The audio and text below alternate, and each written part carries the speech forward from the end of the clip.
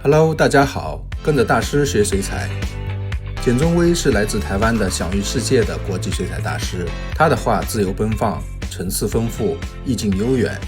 今天就讓我們來跟着他的南法古城 EL， 看看如何一步步完成一幅精彩的水彩街景。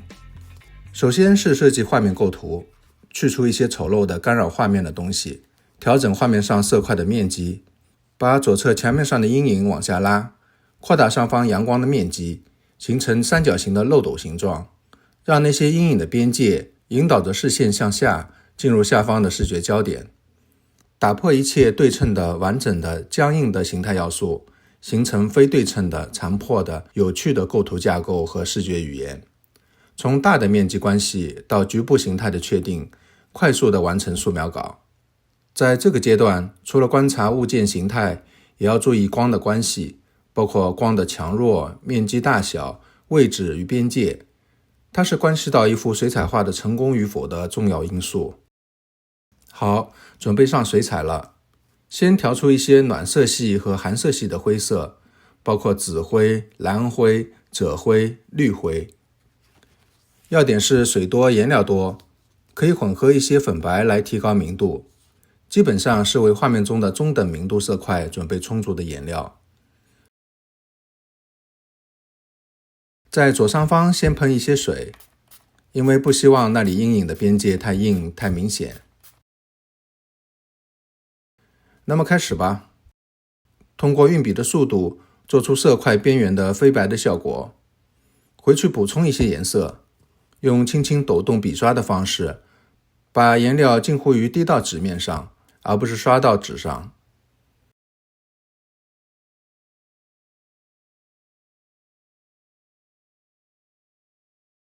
我把筆刷從下面刷上去，提筆時的速度讓這一筆的色塊留下一些有趣的破碎的邊緣，不時地回去補充一些顏色，不同明度、不同冷暖的顏色。可以用點的方式，也可以用敲擊的方式來滴入。繼續向下銜接，快速的運筆，留下一些飛白和幾個白塊。如果它們是有趣的、好看的，就決定留下來。水彩畫的魅力之處，就是它時不時地發展出一些驚喜，讓你的畫成為傑作。用輕點的方式塑造陰影邊緣的細節，而不是用平刷的方式。噴水不僅僅是為了濕潤，也可以產生一些肌理。這裡是以後細節很多的地方，現在不用考慮顏色銜接的問題，就算乾了，以後也可以通過細節來做連接。用更暖一些的顏色來畫正對的這面牆，仍然是注意留一些飛白。這條斜斜的光影線是很漂亮的，但不會是一條封閉的僵硬的邊界線，而是一個略有殘破的有趣的邊緣線。有時回到上方補一些深色，注意用稍微不同明度的顏色或不同冷暖的顏色銜接下來。馬上來到右側的牆面，加入一些葛黃，用一個更亮黃的顏色來畫這一側的牆。用深棕色壓一下上面的屋檐，同樣也是利用速度刷出一些肌理。其實這一塊的明度並不是很高，但色彩純度的提高，表現出明亮而溫暖的陽光反射到這面牆上的效果。我把左面這個壁燈洗出來，其實也可以最後再來做，以免右側的顏料乾掉。所以我趕緊回來用一個寒灰色繼續往下接。我用群青或者鈷藍讓顏色更冷，用焦赭甚至朱紅讓顏色更暖灰，用冷暖交替的方式把顏色銜接下來。當然，它必須統一在整體的冷暖傾向中。比如在這幅畫中，上部的顏色更暖，而下部的偏冷，然後在各自的區域中又有細微的冷暖的變化。用一個更深的寒灰色把拱門做下來，同樣不要把邊緣畫得很光滑。噴一點水，做一些低漸，接近地面的地方我把它放掉，留待以後做一些細節。現在來做最右面的這片牆，更冷一些，一個高級的含灰色。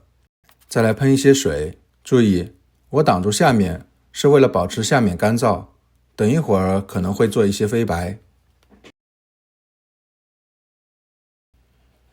我用更快的速度刷下來，果然出現了一些好看的飛白。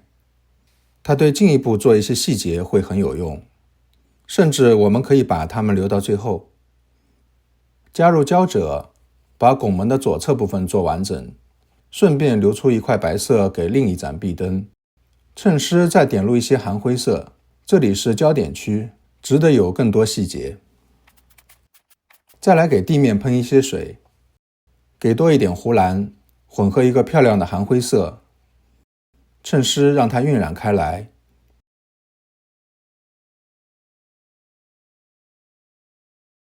繼續加一些紅赭，做出幾種含灰和暖灰色，讓它們交疊地鋪陳在地面上。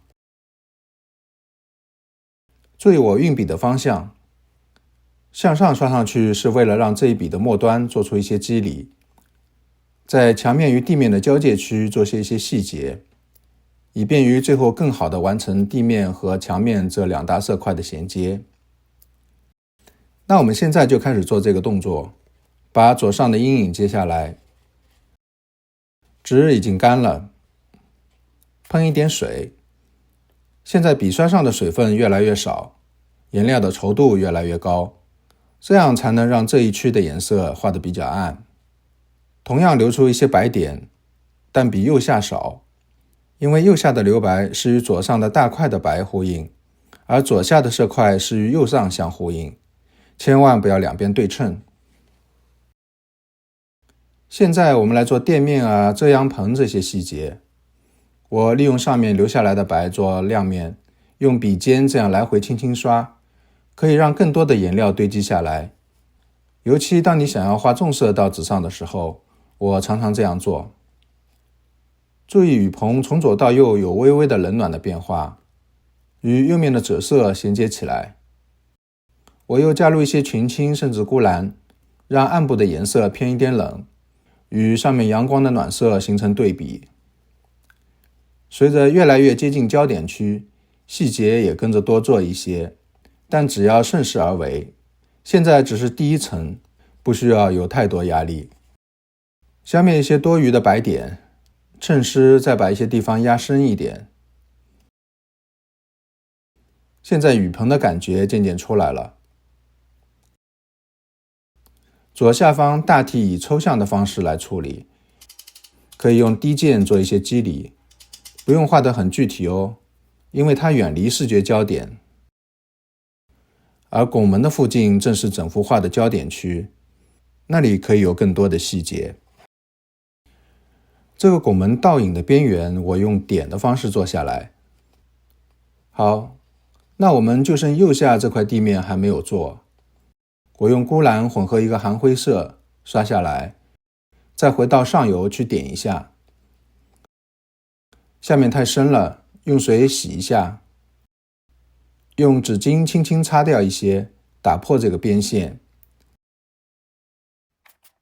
再補一些水，讓它銜接得更柔和。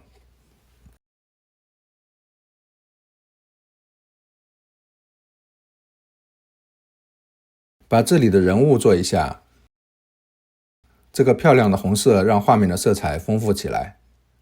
我們再回到上面來做這個屋檐，從下往上，筆刷飛出去的地方就是細節保留的地方，再點一些深色進去。好，第一層就做完了。好，那麼我們繼續深入下去，先來把這兩邊的招牌做一下，先打一個底色。我先前噴過一些水霧，所以現在的邊緣是柔和的。招牌的影子和那些連接牆面的鑄鐵處理的抽象一點就好，畫感覺而不要畫事實。再來做一點滴箭和乾刷，繼續把深色往上壓。與其說我在畫那個物件，不如說我在整理那個關係。畫個體物件時，必須以整體關係的健康為前提。回到左面做一些乾刷，有時候也用指甲刮一下，得到那些有趣的細節。繼續用筆刷的側鋒來做出更多細節，我很少用中鋒的。